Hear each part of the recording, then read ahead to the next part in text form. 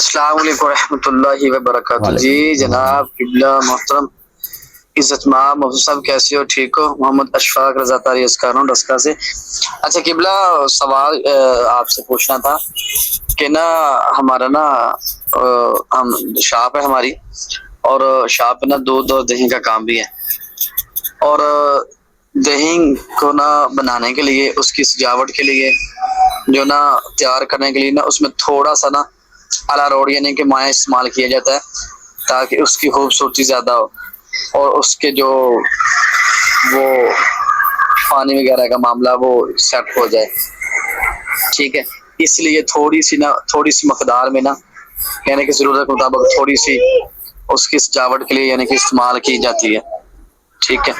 تو میں نے پوچھنا تھا کہ آیا ایسا کرنا درست ہے؟ ٹھیک ہے جی، وعلیکم السلام ورحمۃ اللہ وبرکاتہ۔ ڈسکا سے آپ کا سوال ہے، پوچھ رہے ہیں کہ آپ کی دہی کی شاپ ہے، دہی کو جمانے کے لیے آپ اراروٹ جو ہے اس کا استعمال کرتے ہیں، اس سے دہی کی خوبصورتی جو ہے وہ بڑھ جاتی ہے، پانی جو دہی چھوڑتا ہے وہ نہیں چھوڑتا ہے، تو اس کے بارے میں آپ پوچھ رہے ہیں کہ کیا یہ شرعی طور پر جائز ہوگا؟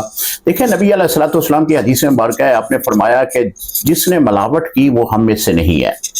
نبی علیہ الصلوۃ والسلام کی یہ حدیث مبارکہ ملاوٹ کرنے والے سے آپ لا تلقی فرما رہے ہیں، وہ ملاوٹ کم ہو یا زیادہ، ملاوٹ ہی ہے، بچیں آپ اراروٹ اس بنا پہ اگر استعمال کرتے ہیں کہ دہی کی خوبصورتی بڑھ جائے یا پانی اس میں نہ بنے، تو یہ بھی ایک ملاوٹ ہی ہے اور گناہ ہے۔ ایک تو مضر صحت ہے، لوگوں کو جو ہے ان کی صحت کی خرابی کا وہ سبب بنتا ہے، دوسرا یہ ہے کہ آپ ملاوٹ کر رہے ہیں، تو اس طرح کی ملاوٹ جو ہے جو مضر صحت بھی ہو اور ملاوٹ بھی ہو، سخت گناہ ہے میرے بھائی، اس سے بچیں۔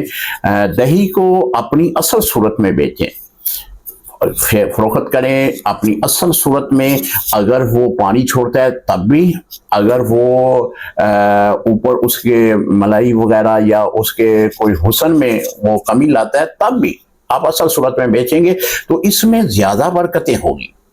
ایک تو آپ کی شاپ جو ہے وہ علاقہ بھر میں مشہور ہوگی کہ فلاں کی دکان سے بالکل خالص دہی جو ہے وہ مل رہا ہے، تو ایک آپ کا ضمیر بھی مطمئن ہو جائے گا کہ میں بغیر ملاوٹ کے جو ہے وہ دہی فروخت کر رہا ہوں۔ اللہ سے دعا ہے کہ اللہ تعالیٰ تمام مسلمان بھائیوں کو ملاوٹ سے پاک رکھے، یہ بہت بڑا گناہ ہے۔ اب تو پاکستان میں کوئی بھی ایسی چیز نہیں ملتی کہ جس میں ملاوٹ نہ ہو، لیکن اس کے بارے میں بہت سخت وعید ہے۔ اگر قیامت کے دن نبی علیہ الصلوۃ والسلام نے یہ فرما دیا کہ یہ میرا امتی نہیں ہے، تو پھر ہم کہاں جائیں گے؟ کس کے پاس جائیں گے؟ اس دن کے جس دن سوائے نبی علیہ الصلوۃ والسلام کے کوئی بات نہیں سنے گا۔ حضور علیہ الصلوۃ والسلام اپنی امت کے بارے میں غمزدہ ہوں گے، اپنی امت کے بارے میں اللہ سے رو رو کے مغفرت کی دعائیں کر رہے ہوں گے، لیکن حضور فرماتے ہیں وہ ہم میں سے ہی نہیں ہے جس نے ملاوٹ کی، تو جس نے ملاوٹ کی وہ حضور فرماتے ہیں ہم میں سے نہیں ہے۔